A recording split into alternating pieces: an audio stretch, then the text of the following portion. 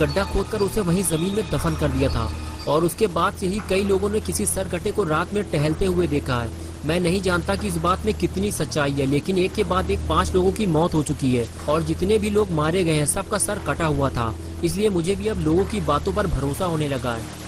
सरकटे की बात सुनकर पॉटी बॉय शॉन अपनी जगह से उठकर गुल्ली के पास आकर बैठ गया और झंडू अंकल से पूछने लगा कि रात में निकलना इतना खतरनाक है तो आपको घर से बाहर नहीं आना चाहिए था। तभी बाबा ने शॉन को बताया कि झंडू अंकल भी लकड़ियां काटने और बेचने का काम करते हैं, लेकिन आज इन्हें घर लौटने में देर हो गई है तो ये मेरे पास चले आए और ये चाहते हैं कि मैं इनके साथ इनके घर जाऊं और वहां रात भर रुककर सरकटे का पता लगाऊं कि ये एक झूठी अफवाह है या सच में कोई सरकटा घूम रहा है। ये बात सुनते ही गुल्ली और शॉन खुश हो गए और कहने लगे, झंडू अंकल सही कह रहे हैं बाबा, आपको वहां जाना चाहिए और हम भी आपके साथ चलेंगे। लेकिन बाबा ने इनकार कर दिया और कहने लगे, मैं नहीं जा पाऊंगा गुल्ली, मैं 10 दिन के लिए अफगानिस्तान जा रहा हूँ। आज रात 2 बजे मेरी फ्लाइट है। अफगानिस्तान के हालात ठीक नहीं चल रहे, इसलिए मेरा वहाँ जाना जरूरी है। लेकिन यहाँ क्या होगा बाबा, वो सर कटा फिर किसी की जान ले लेगा और मैं अपने घर वापस कैसे जाऊंगा।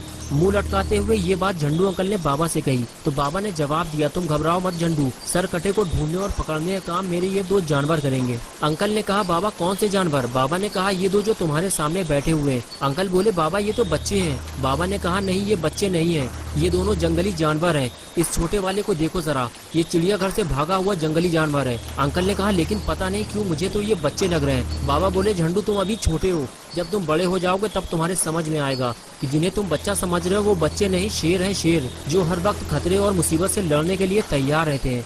जाओ गुल्ली, झंडू अंकल को उनके घर तक छोड़ कर आओ और अगर रास्ते में तुम्हें कहीं सर कटा दिख जाए तो इनको वहीं उतार कर भाग आना। इनके चक्कर में अपनी जान को खतरे में मत डालना। जाओ शॉन, तुम भी गुल्ली के साथ जाओ। और उसके बाद गुल्ली शॉन को लेकर स्कूटर की तरफ आगे चला गया और झंडू अंकल भी उनके पीछे जाने लगे। तीनों के जाने के बाद बाबा भी घर के अंदर चले गए। झंडू अंकल बारिश में भीगकर बीमार पड़ सकते थे। अच्छा हुआ गुल्ली और शॉन सही वक्त पर यहाँ पहुँच गए। झंडू अंकल ने गुल्ली और शॉन का शुक्रिया अदा किया और उछलकर स्कूटर में बैठ गए।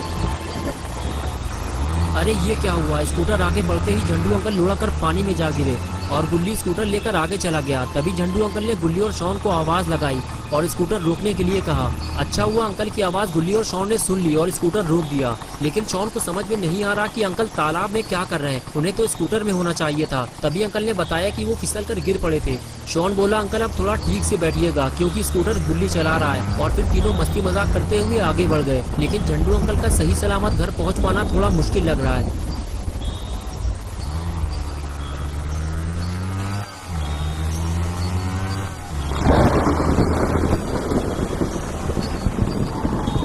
कुछ देर बाद गुल्ली और शॉन झंडू